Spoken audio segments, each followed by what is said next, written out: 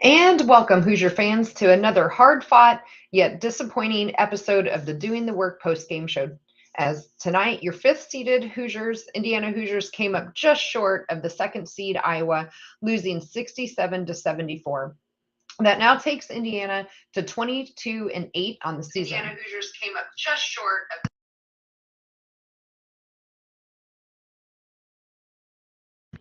And I am your host, Kathy Amos, here with my co-host, Sean Cron. And today we will break it all down for you on this edition of the Doing the Work post-game show, the new show on the Back Home Network dedicated to covering IU women basketball.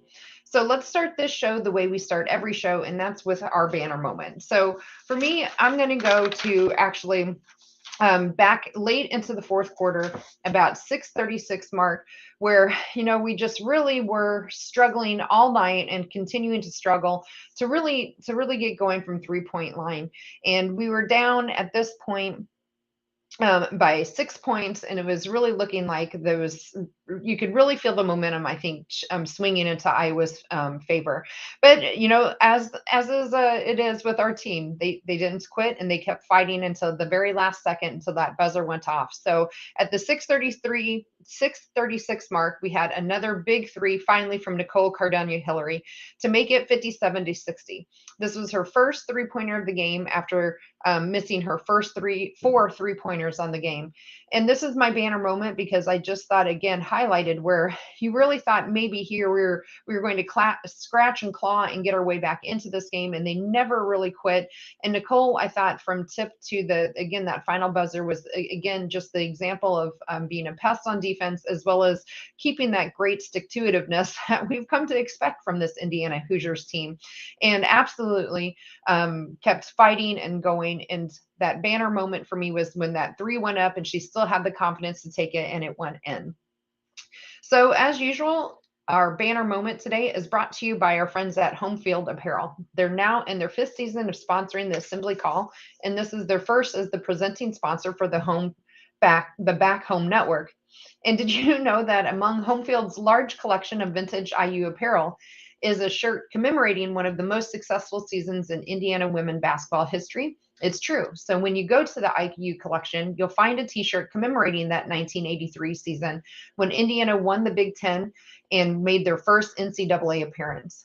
And given what we're doing now and seeing for our women, taking three games and almost a fourth game in a row to win that Big Ten title today, it might be time for you to go out and look at a new t-shirt. So if you support other teams, though, as well as Indiana, or have people in your life too that do, you can probably find something from them as well. Their product line now extends to well over 120 different schools with unique and vintage logos for all of them. So no matter what you buy, it will be comfortable, and the colors will be lasting through many washings. Plus, you're supporting an Indiana-based company that came through Kelly. So what could be better than that?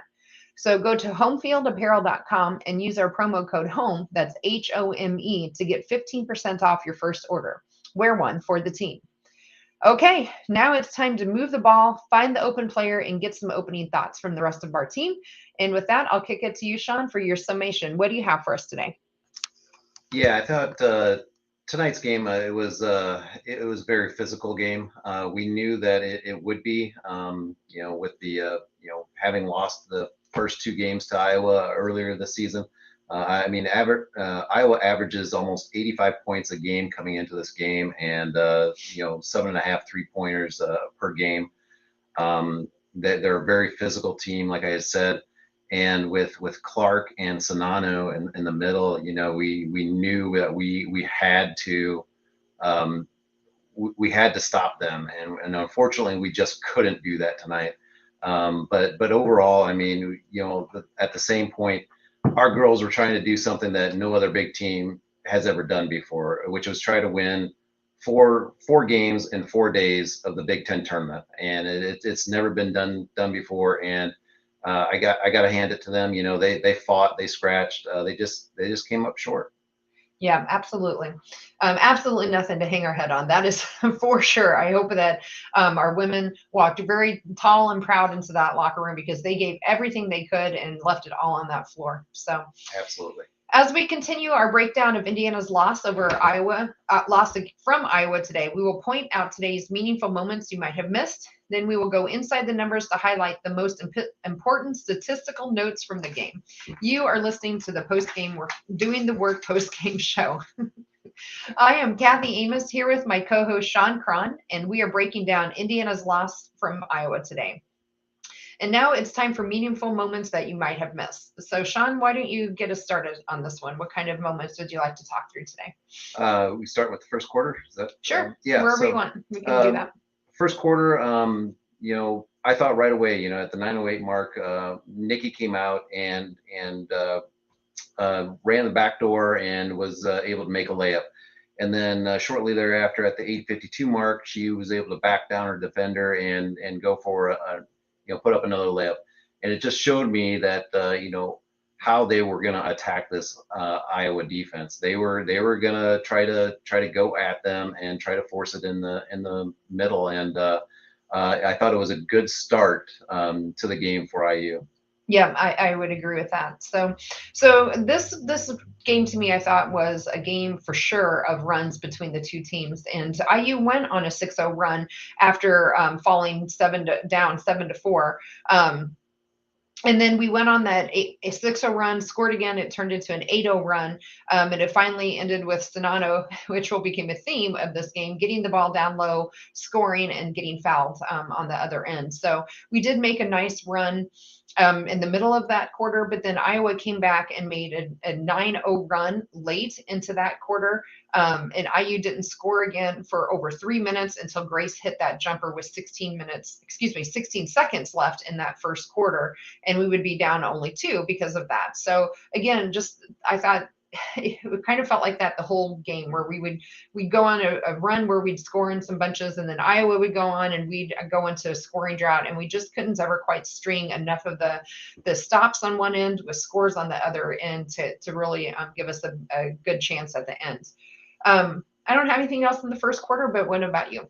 Yeah, I think you had touched on the points I wanted to make too, but I think you're going to see that theme throughout the game tonight as far as the scoring droughts for IU, and you just can't have that in a big championship game like this against a powerful team like Iowa. Yeah, and Iowa is just, everyone knows they have Caitlin Clark and Monica Sonano, who are just quite the powerful duo in terms of scoring. And to be fair, I think to our women, their defense I think was much better against Iowa this time than the first 2 times we played them. And Iowa averages well over 80 points a game, and we held them to 74. I don't think it was necessarily our overall defense that really hurt us in this game. It was our defense not being able to stop Sonano down low. We just really couldn't. I mean, we kept Caitlin Clark to a respectable 18 points when she's, averages closer to 28. But boy, we couldn't get above that 70-point mark, which you really just have to do that against Iowa when they're scoring. But so moving on to the second quarter, again, I thought we continued to see the theme of the Nikki Grace show, which I thought was the theme of the whole game, really, in terms of where our offensive production came from. So at the 7:38 mark, I thought there was a really fantastic pass from Nikki to go into Grace in the lane, and then Grace was able to turn around and put up a nice jumper for a 2-point basket there. And again, it just felt like we were really starting to get some momentum there in that second quarter. But then, again, just Iowa would go on another run there, and we go on another scoring drought. But what kind of moments do you have written down for the second quarter? Yeah, I think that the first half of the second quarter, up until that media timeout, I think IU was they were in it, and they were in it for most of this quarter. But you had touched on the pass to Grace down low, and then shortly after that, Grace hit a jumper from the outside, and then Nikki ended up driving down for a layup at 6:45, and at that point you could tell that the pace was starting to get faster and faster. Mm-hmm. Iowa was trying to run, and that's just not Indiana's game. They wanted to slow the pace down, and they just couldn't do that very well in that quarter. But then at the 4:17 mark, Caitlin Clark got her second foul, and I thought that was important because I was, let's see how this plays out.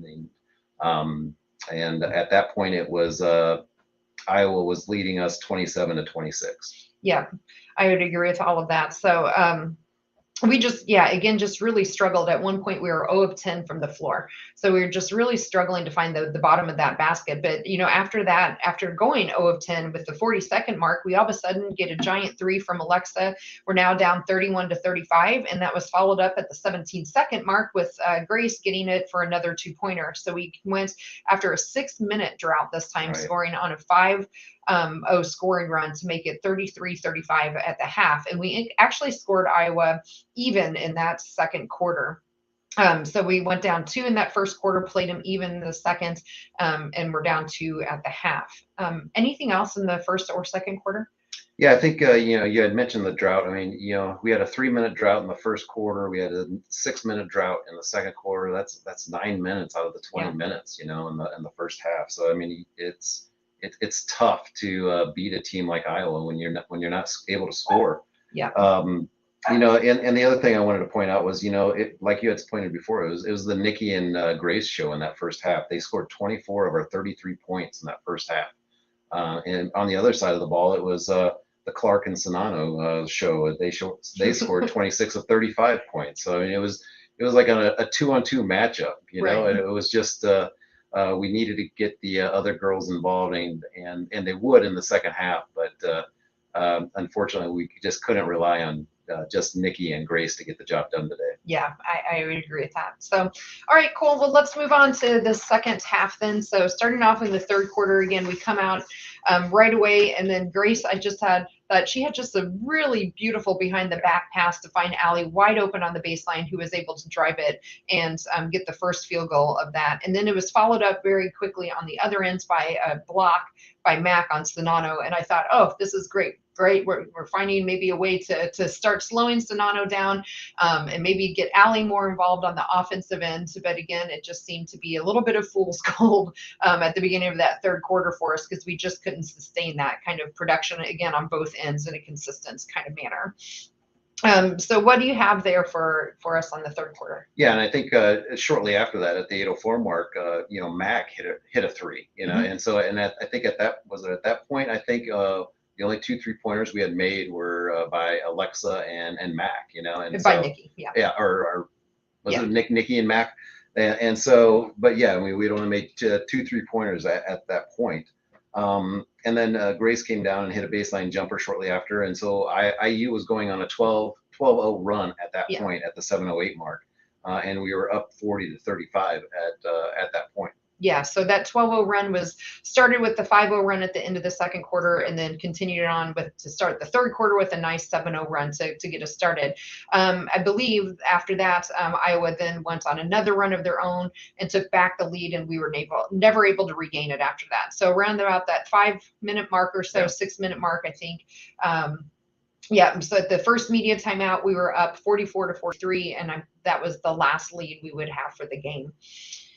So continuing on in that third quarter, we had Grace at the 6-minute mark as well, got her third foul. And I think that really came into play in this game with the fouls on Grace. I think we know she ended up fouling out, but I think where it really hurt us then is when she got her fourth foul moving into the fourth quarter. And, she was playing defense on Martin. And at that point, Martin hadn't scored a whole lot, and she wasn't much of a threat, but you could really tell.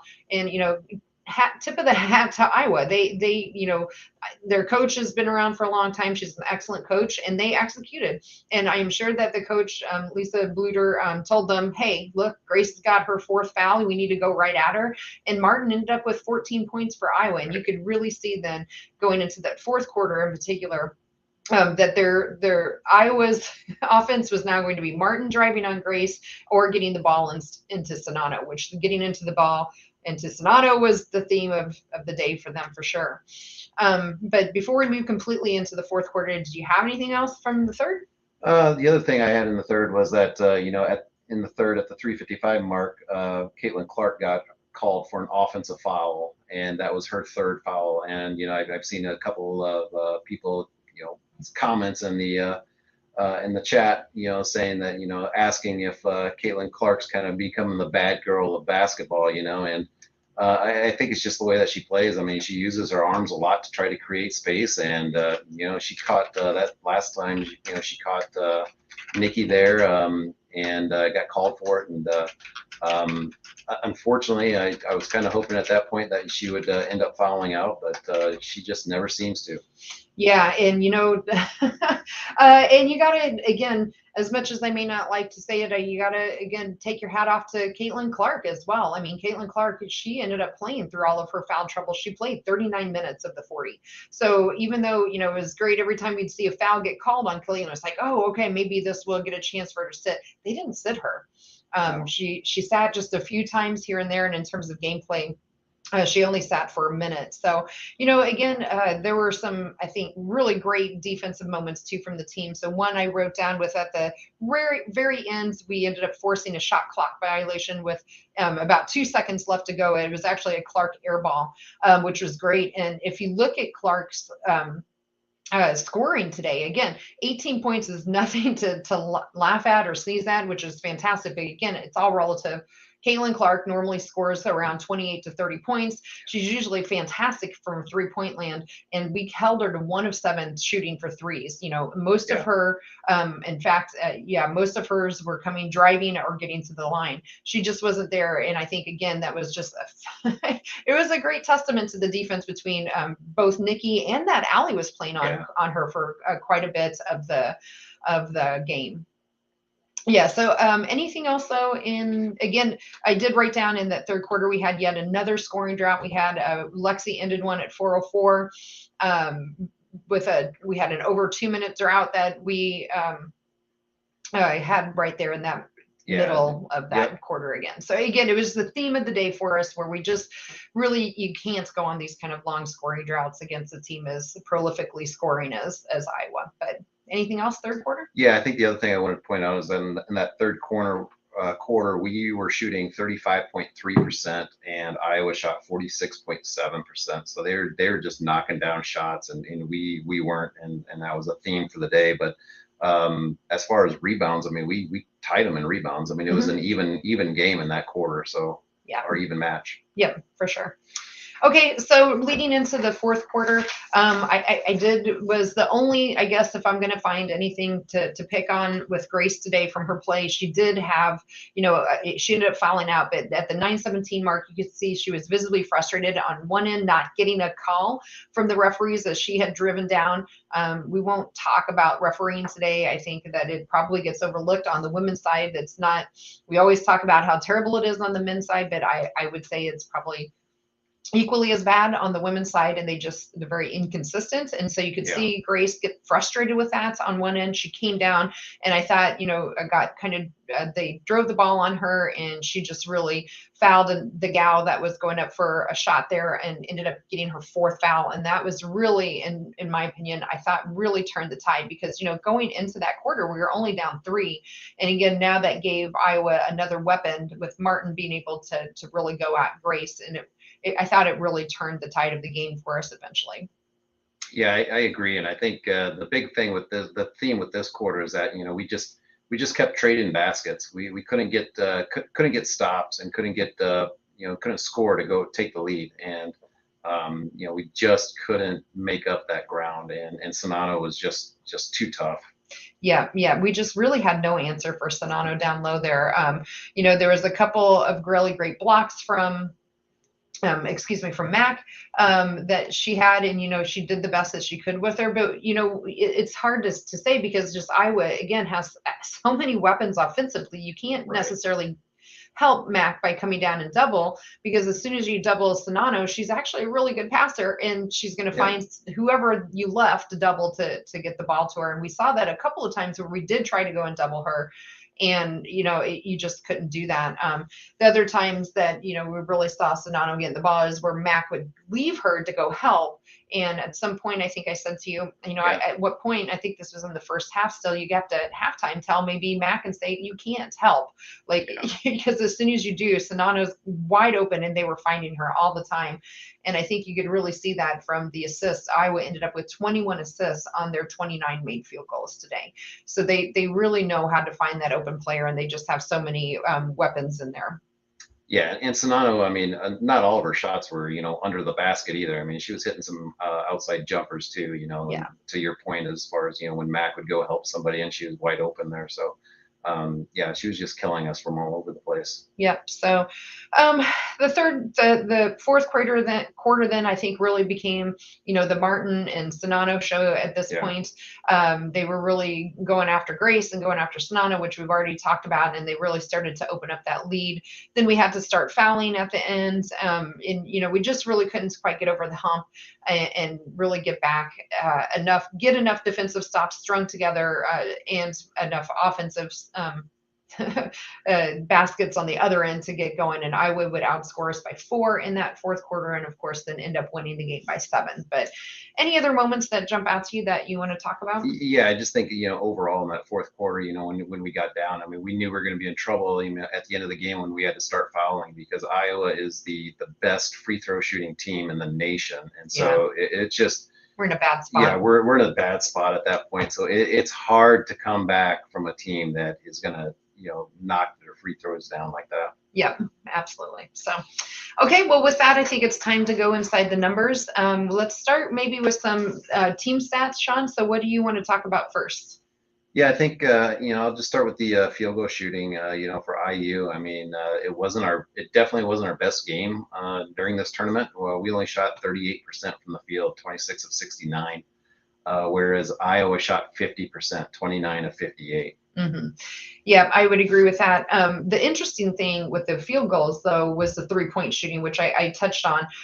We ended up going 2 of 10, but Iowa, at least, I guess they could have been a lot worse, but could have gone 2 of 14. So it wasn't outside shooting where Iowa was killing us today.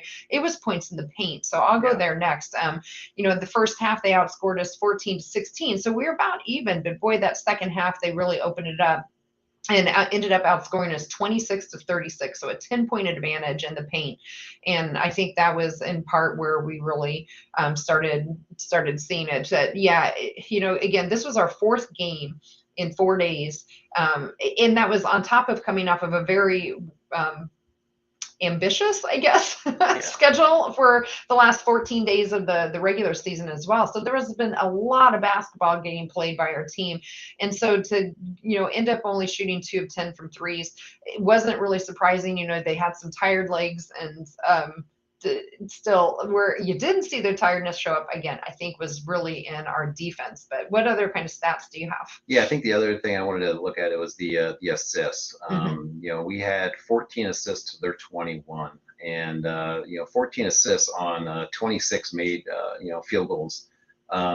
Just wasn't it hasn't been as efficient as we have been this weekend. The rest of the games, the previous 3 games, and and part of that has to do with, I think, our game plan, because in that first quarter we were driving to the bucket, so we weren't getting many assists. We were driving to the bucket, and then I think Iowa switched it up on us and went to that zone, and I think that kind of started to create some problems for us, and we weren't as smooth with the basketball, as crisp with our passes, and so we were having troubles getting our good shots. Yeah, I agree with that. But that was the interesting thing. As long as Iowa was playing man-to-man defense on us, we were trying to drive the ball. Yeah. And of course, when you're driving the ball, you're probably not going to get as many assists in that manner. So probably fit with the storyline of what at least appeared to be our game plan. I thought where we really were more struggling was against the zone. Iowa ended up playing quite a bit of zone again against us. And I think just, again, when you can't shoot and you're no longer driving and attacking that zone, it's just going to be really hard to score. So again, our defense held us in this game. It wasn't the defense that kind of held us up. So I think the other stat we've been talking about a lot, especially after the first 2 games in the tournament, where we had 16 and 18 turnovers in those 2 first games as turnovers. So we ended up with only 10 turnovers in forced 11 Iowa. So not a whole lot of turnovers that we forced against Iowa, which in our earlier games in the regular season, we actually fought or excuse me, forced a lot more turnovers Right. for Iowa. And so the points off of turnover was actually in their favor. So we had only 11 points versus 19 for them. So that's the kind of a lopsided statistic I didn't expect to see from us in this game, just because of what we had seen earlier in the year. But what kind of other stats do you have? The rebounds, like we had Yeah. said earlier, we out rebounded them tonight, 36-34. So I mean, girls were being aggressive. They're on the boards, and they're fighting tonight. But yeah, 36-34 total. We had 14 offensive rebounds to their 6. Yeah. So we did a good job on the boards. We just weren't making shots. Yeah, we did at least win the second chance points, 14, or excuse me, 12-6. However, in Iowa's defense with their offensive rebounds, when you're shooting 50% from the field and getting the easier looks at the basket than what we were getting, there's just not as many chances for the offensive rebounds there. That is probably part of why it was kind of lopsided in our favor there. So I do want to read this quote from Denny Brown before we leave our team statistics and talking about the defense. So yeah, Mac did look like the little dog from the Grinch who was trying to pull that sleigh. She just really had her hands full tonight again with Sonano. And, and I have to say, I was a really good team, and I completely think that they're going to make some noise in the NCAA tournament. So again, hope everyone's, we can be disappointed that we didn't win. I wanted this for our women so badly, as did all of us listening and watching and really trying to cheer them on if we weren't there in person, and cheer them on from afar or wherever you're at. But nothing to be ashamed of. I mean, Absolutely. gosh, a 4-game run here and get to this championship game is a fantastic accomplishment. So let's continue on to the individual side of the stat. Shawn, how about you go first? All right. Yeah.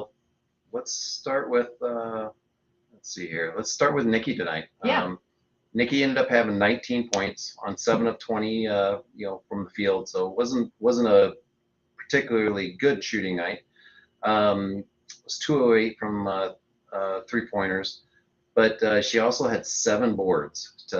She helped lead the team in that category. There was 3 people tied for that. She had 3 assists, only 2 turnovers, 2 blocks, and 4 steals. So I think she started off really well.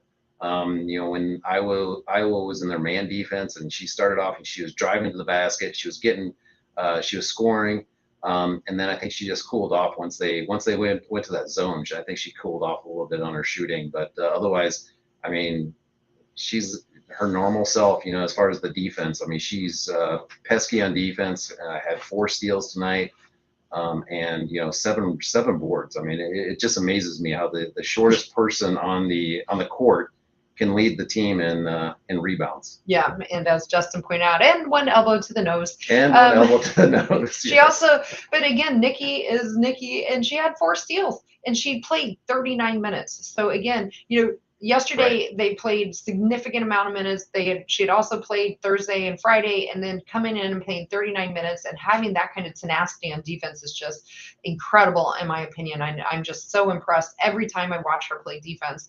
Again, holding Clayton Clark, between her and Allie Patberg, I think they really just did a fantastic job, really pestering Caitlin Clark, and you could really tell that Clark was super visibly frustrated. So an interesting thing with Nikki is there's a person on Twitter, Matt Cohen, who's a reporter. He evidently interviewed some of the guards around the Big Ten, specifically asking them about how it is being guarded by Nikki. And so that should be coming out in a few days. And so I'm kind of looking forward to see what kind of comments they had. But he definitely alluded to, and I'm sure we can probably guess that no, they don't consider it much fun to be guarded by Nikki. So I'm kind of looking forward to that. So I think that's really cool. So yeah, I enjoyed Nikki's game. She had 12 points in the first half, and it ended up with 19 for the game. So continuing on with our individuals, I'll cover Grace Berger, because I think she's, again, the other side of our dynamic duo that we had offensively, I think, in particular. So Grace ended up with 20 points.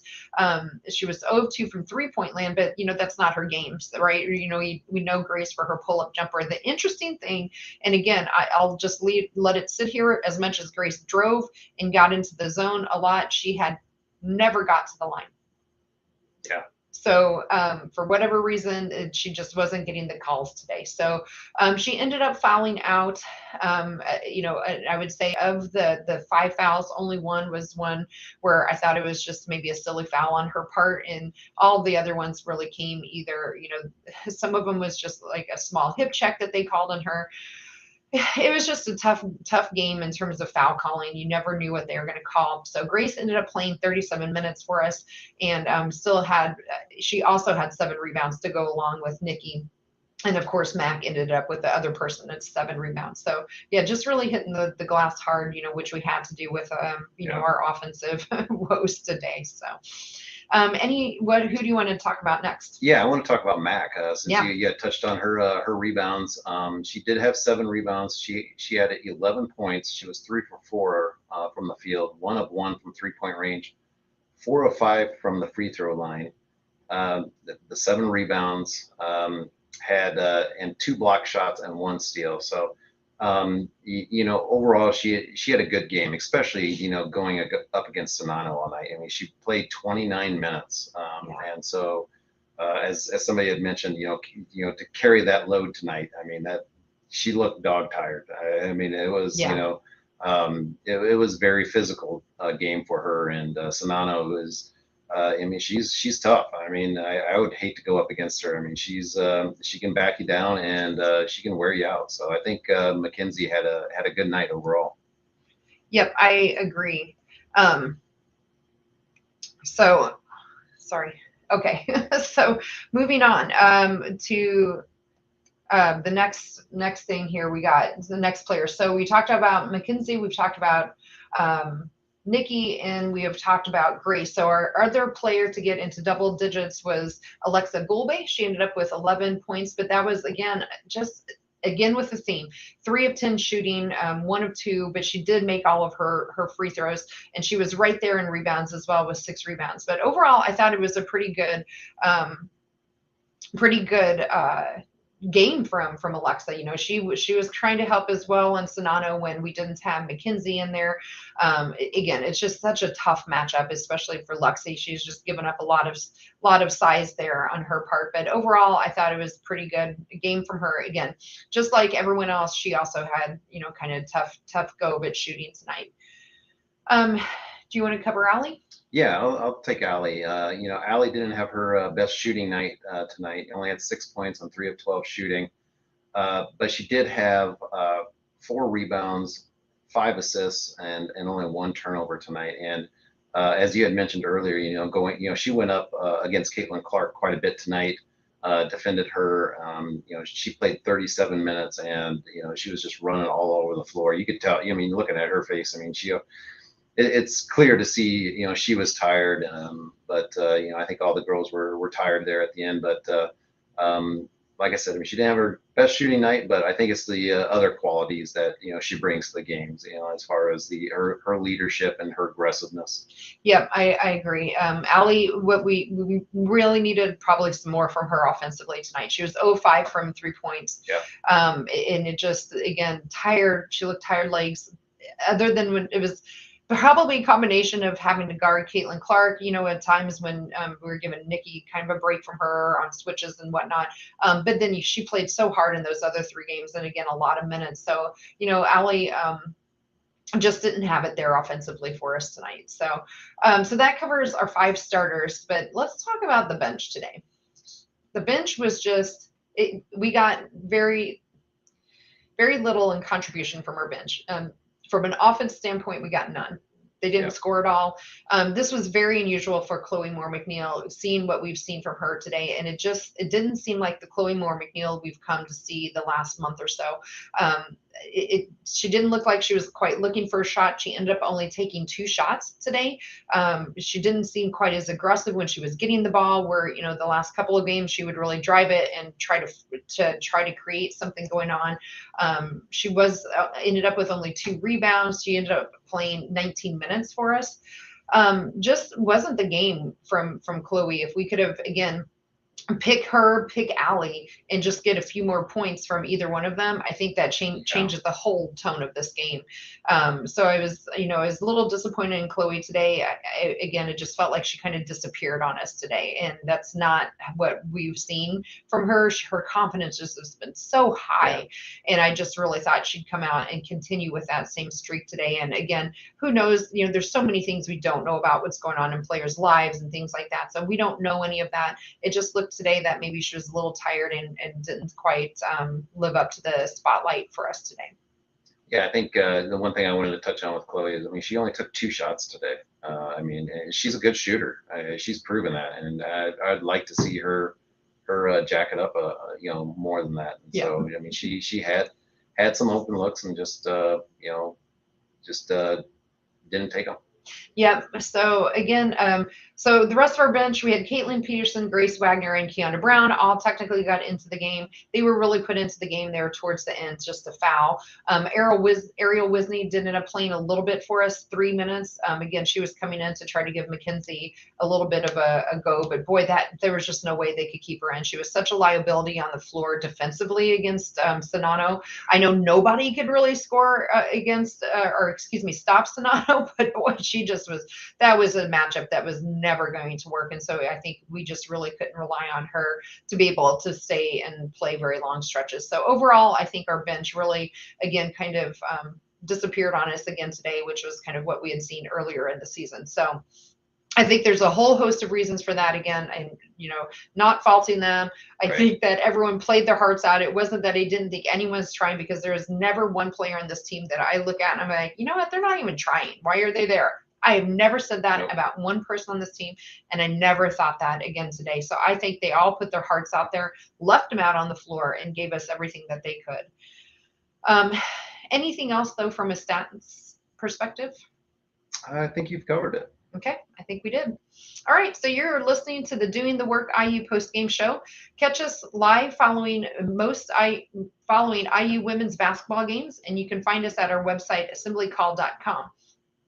You can also sign up for our free IU Hoops newsletter at join.assemblycall.com. So I'm Kathy Amos. I'm here with my co-host, Sean Cron, and we are breaking down Indiana's loss from Iowa today in the championship game of the Big Ten tournament. So I want to just reiterate, we got to the championship game in the Big Ten tournament, and there's, again, nothing to hold our head on, even though we ended up kind of on the short side today. So, but Sean, it is time, as always, for our game balls, and I will let you go first. Who do you have for your game ball today?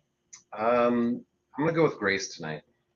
She ended up with 20 points on 10 of 21 from shooting, 7 rebounds, which tied for the lead, 4 assists, and 1 block. So 1 block and 1 steal. So she did foul out at the end of the game, and like you had said earlier, she didn't get to the free throw line, but the calling wasn't the best tonight. That's all I'm going to say. Let's leave it there. But overall, I thought she really did a good job, and finding her shots and finding shots for the rest of the team.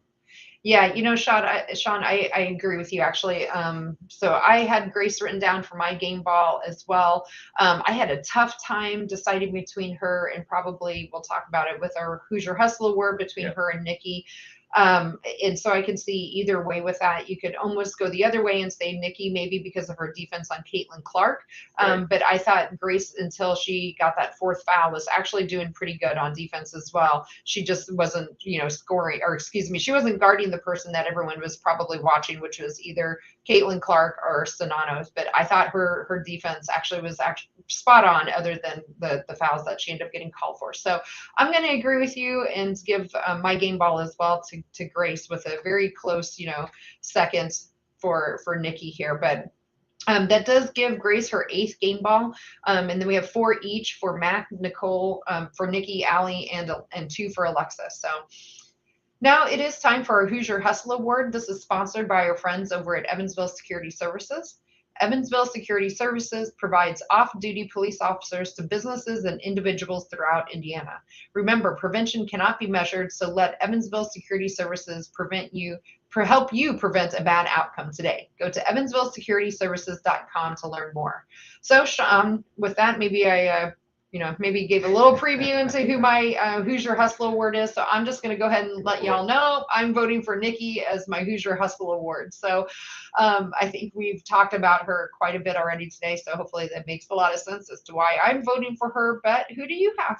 I'm going to second that. It's hard to deny Nikki of the Hustle Award tonight. I mean, she was all over the court from the very beginning, like usual. Played 39 minutes, going up against Caitlin Clark, and I think overall she had wasn't the best shooting night, but overall, I mean, she had a really excellent game. Yeah, I would agree. So that makes the 5th Hoosier Hustle Award for Nikki this year.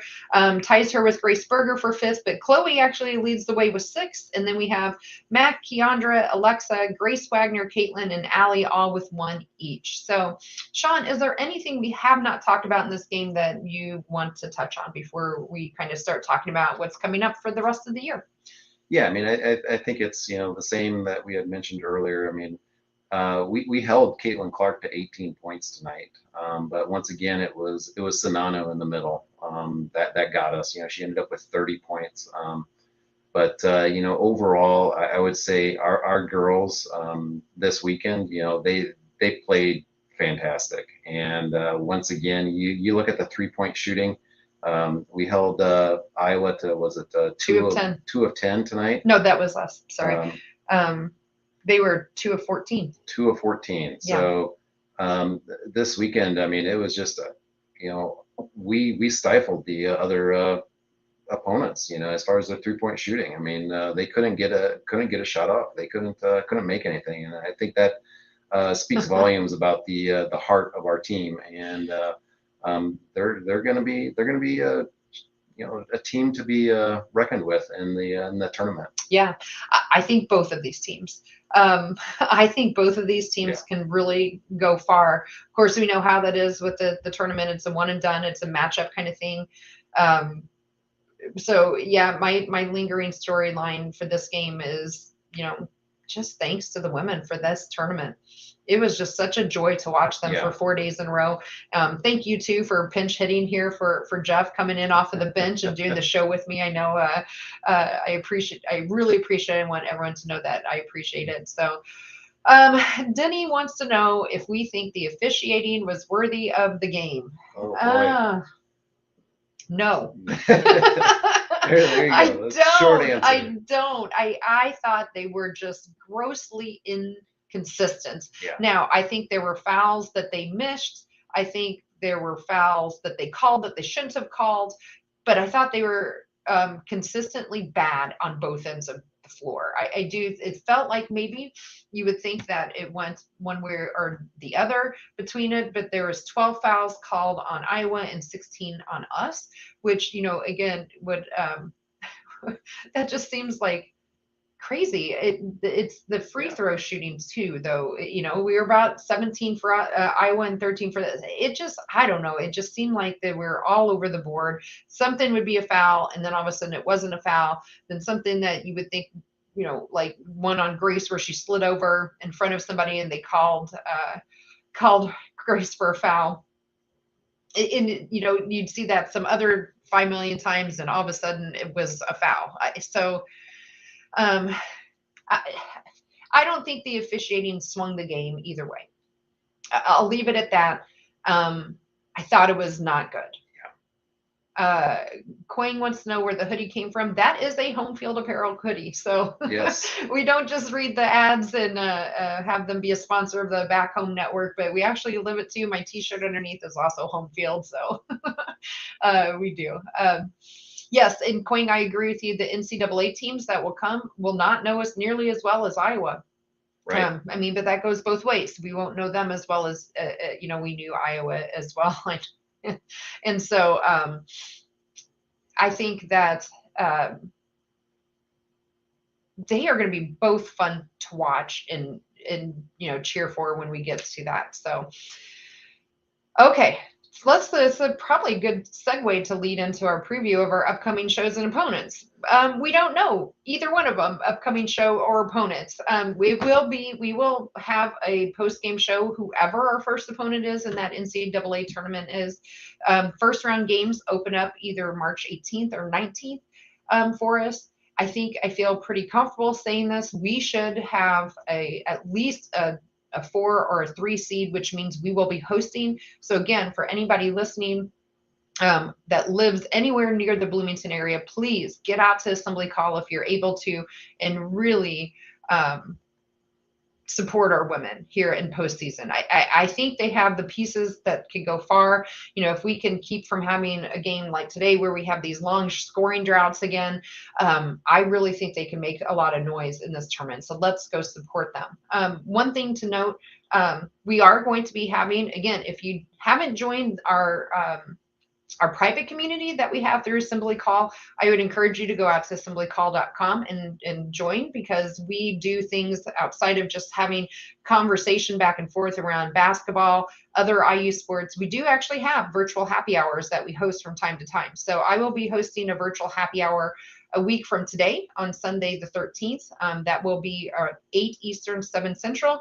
And why is that? Because we are going to be following ESPN as they reveal the women's bracket. So they're doing it a little differently this year. So they'll have the men reveal Sunday afternoon, and then right after that, we will have a they will have the women's. So not on Monday anymore, but it is on Sunday this year. So also remember to check out our friends at Home Field Apparel and use our code HOME, HOME, at checkout to get 15% off your first order. So, okay, Shawn, for us, let's wrap it up in the last call. What do you have on your brain that you want to leave a note for us here? I just want to say how proud I am of these ladies.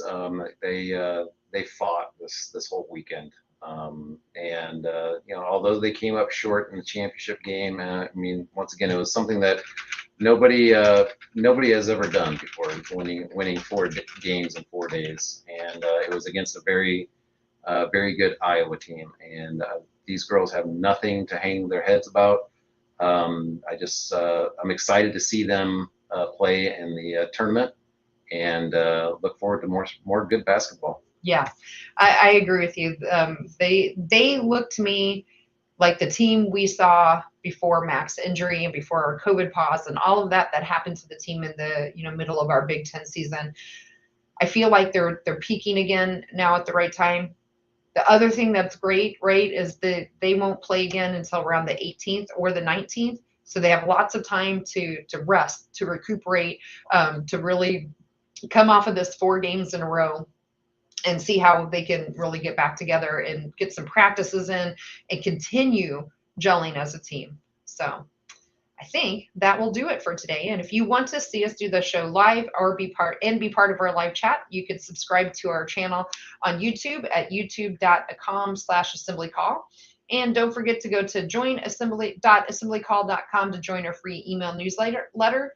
Thanks to John Ringer of Riggs Design for designing our logo. And thank you all for listening and those in the chat.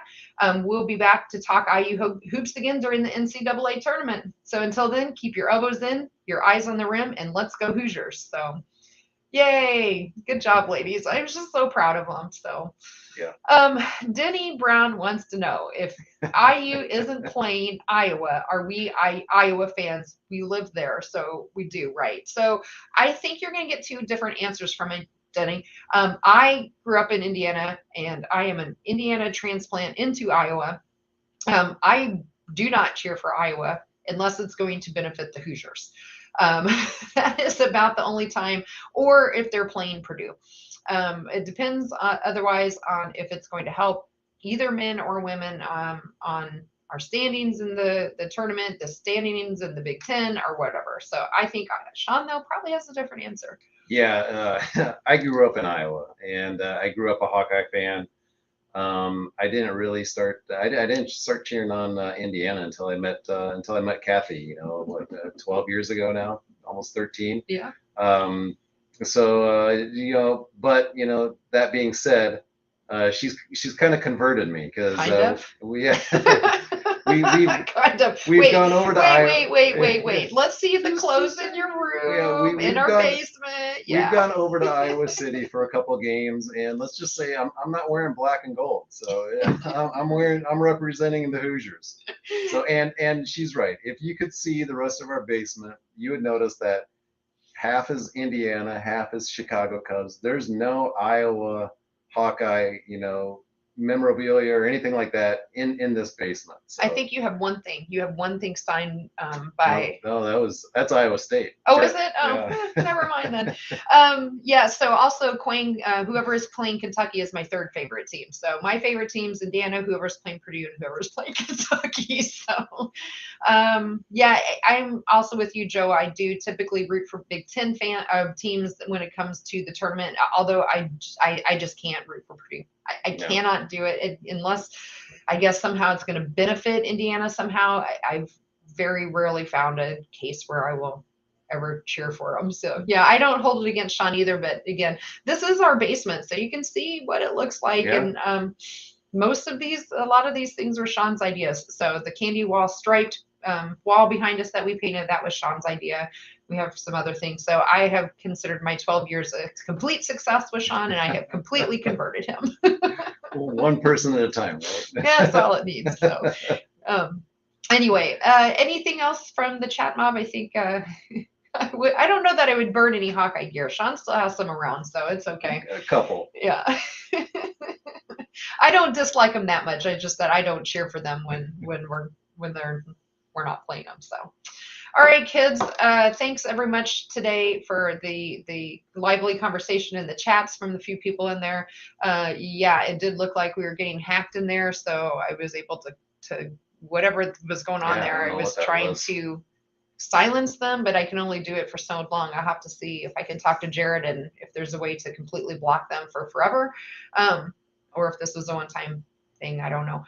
That was weird. So anyway, thanks everyone. Have a great Sunday and a week ahead of you. And again, if you're in our private community, take a look. I think Jared's already set up the virtual happy hour for next Sunday.